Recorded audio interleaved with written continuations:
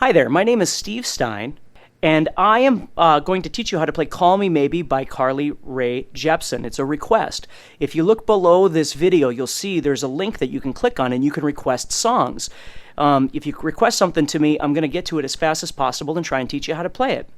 So with this, what we're going to do is we're going to do kind of a simple version of this, although I don't know that there's really an overly complicated version either. But with Call Me Maybe, the chords we're going to need for this song are C, G, E minor, and D.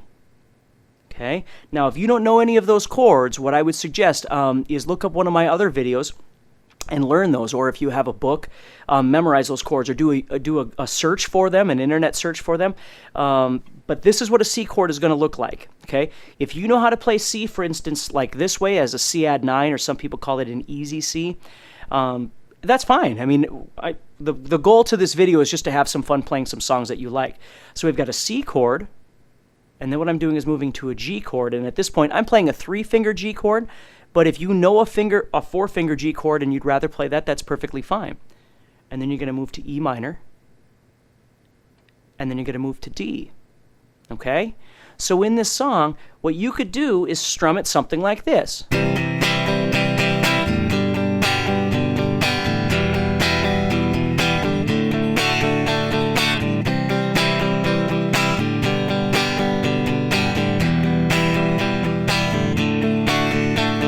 Now, if those down strums that you're seeing me do are too fast for you, maybe you try and do down ups like this.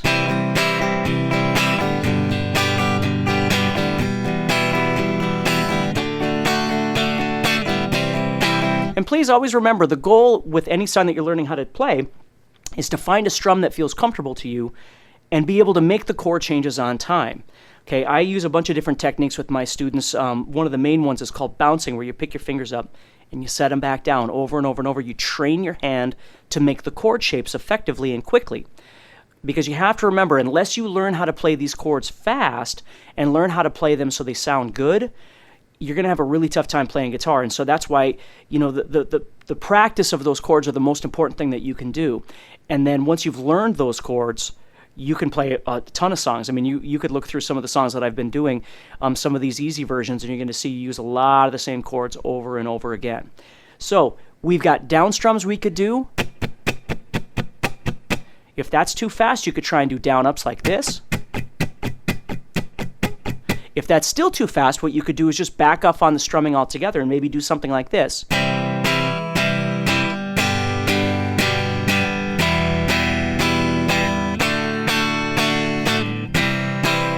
And again, if that's still too fast, back off even more.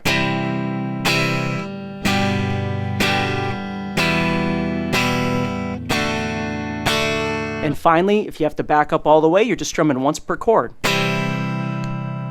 And that gives you lots of time to move from one chord to the next. Okay? Honestly, these 4 chords, C, G, E minor, and D, are used so often. It's imperative that you spend some quality time getting comfortable moving them back and forth. Okay? So that's going to be your verse, is that whole section there of going C, G, E minor, D. Okay? And then whatever strum out of those strums that I've just done. If you ever watch these videos and it seems like it's moving too fast for you, remember, the great thing about video is you can pause it and you can just rewind it and watch it over and over again. Watch my fingers and see how I'm doing things, or watch one of my other videos and I'll explain to you all the nuances of how to make a chord or how to strum effectively. I have all kinds of different stuff out on YouTube, so please take a look at those.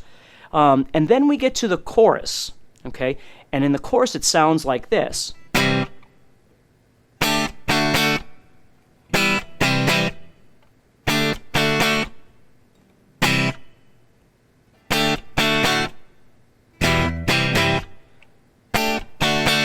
Okay? So in that section of the song, what we're doing is we're making a C chord, and then we're going to head over to a D chord, and we're going to strum it 3 times. Okay? So we have C, and then D.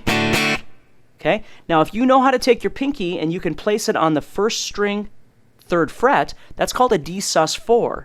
And if you can do that, if you can set that pinky right there, the 1st strum you'd add that pinky, and then take it off. So you'd have, okay? Then you're going to go to E minor, and then back to C for 2 more. Okay? So watch very carefully. I have C, then the D 3 times, then see how quick that is moving from E to C?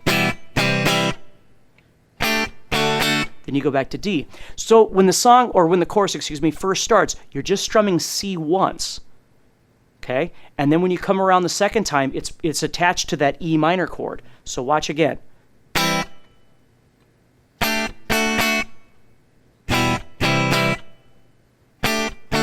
Now we're going to start all over.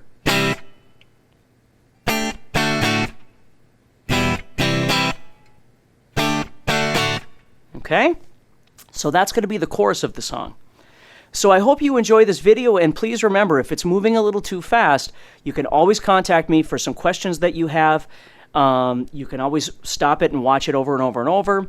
You can look for some of my other videos, but please also remember that you can request songs that you would like to learn how to play by just clicking on the link below this video. So take care, have a great day, and speak soon.